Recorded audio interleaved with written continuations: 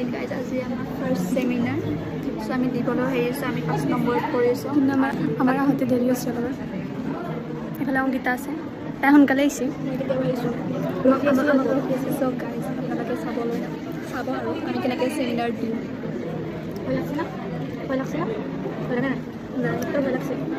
কিবা কিবি কৰি দিম আমাৰ নাৰ্ভাছ হাতত দেখা পাই ঠিক হৈছে আৰু মানে কনফিডেন্স আছে ভালকৈ কৰি আছে আমার ভয় লাগে না অনুপা লাগছে যে আমি আমার ডিসিপ্লিনত করছি আর বস্তু গম পাইছ না গাইজ আমার পিপিটিটো দেখিবলৈ একদম ভাল লাগছে যে পিপিটি আমার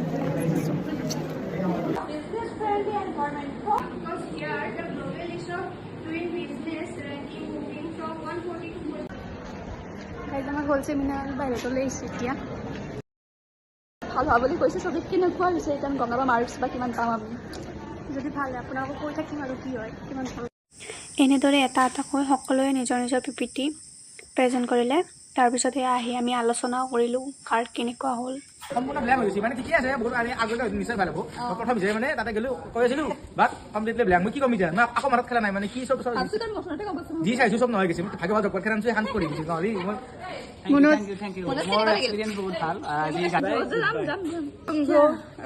চাহ খাব যাবি তাতে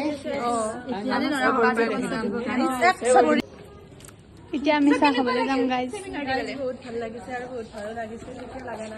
এতিয়া আমি চাহ খাবলৈ বুলি পেটেলছত যাই আছোঁ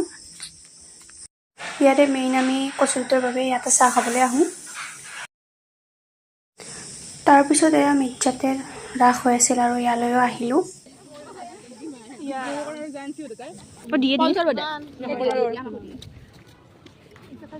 কি খাব গৈছিলে কি খাব গৈছিলে